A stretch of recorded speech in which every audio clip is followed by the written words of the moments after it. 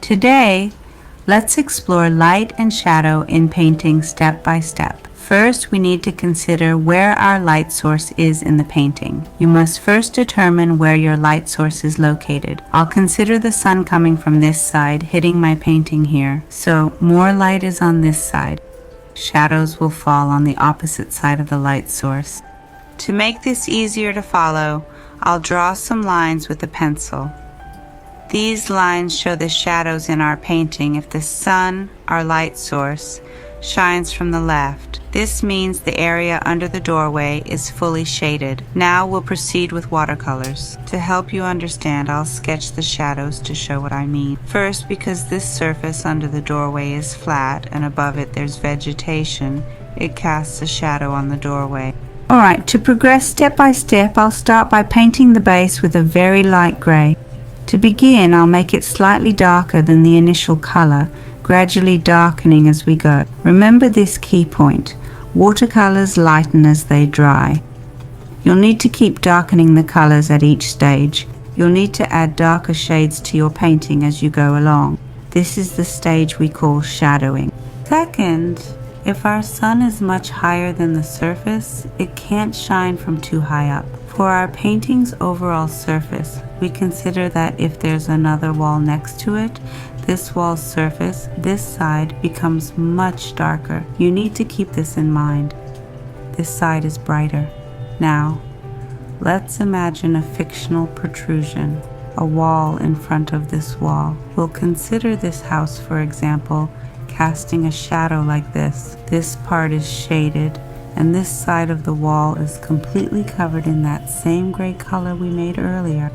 We'll color this side of the wall and this side completely, making it a bit darker than the rest of our painting. That hypothetical wall we considered next to our work, or the building we mentioned, casts a shadow on our wall and definitely on the ground too. You extend this line to a point where it now casts a shadow on the stairs, and this part also gets shadowed like this. If the wall next to our work has, say, another protrusion or window to make our work surface look nicer, I'll add another shadow on the ground. Now, I'll add more shadows from whatever else is there. This part of the bridge gets shadowed, and here I'll add another shadow. This is hypothetical. I'm just considering it myself now, that a shadow falls here too, and we'll color this part I've marked. This becomes a shadow and extension. This hypothetical wall next to our painting also creates a shadow because these are uniform. I'll paint this once more so the colors match.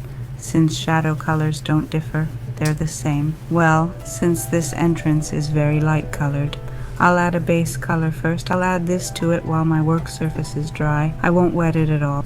I'll use a damp brush on this, and there's no need to color the whole work now because we just want to add some spots to the work to make the color a bit sharper and bring it out of this dull state. As this tree is drying, I'll start working on the leaves. Consider the vegetation above the head wall, the part that's completely tangential to the stone. It will definitely be darker in color. You'll add dark tones to these areas. Keep this in mind throughout the painting. The light is coming from this side, so try to make the leaves here lighter and the other side darker. See how I'm darkening these leaves on this side, adding an even darker color compared to the other leaves.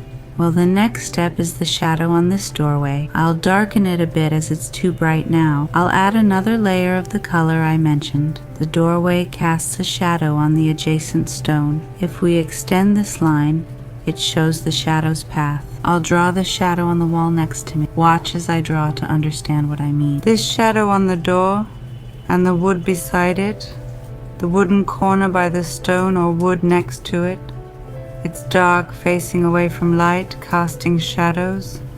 Leaves on the door cast shadows at the entrance. I'll add a shadow here to make it look natural. Remember, these also cast shadows underneath.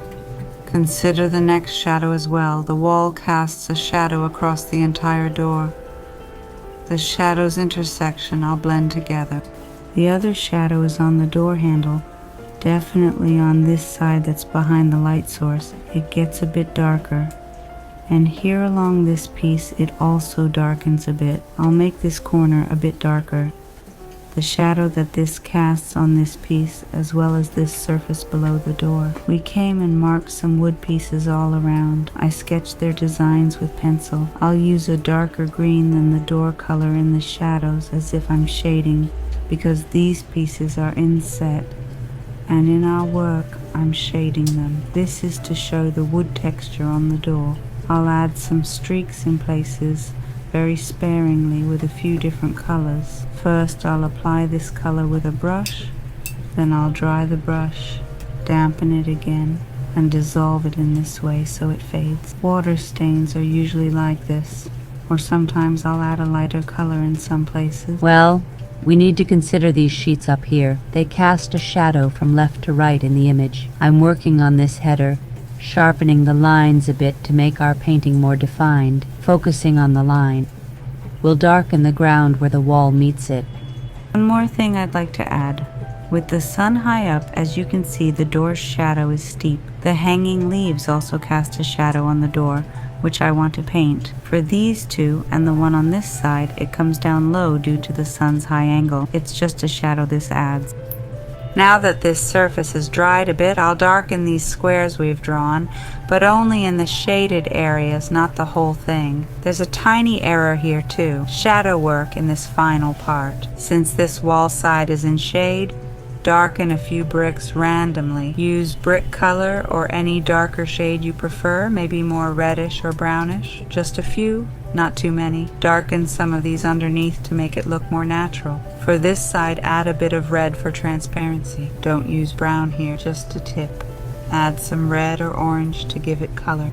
Well, as you know, when I finish my watercolor painting, I usually outline it with a pen or marker. This is my signature style.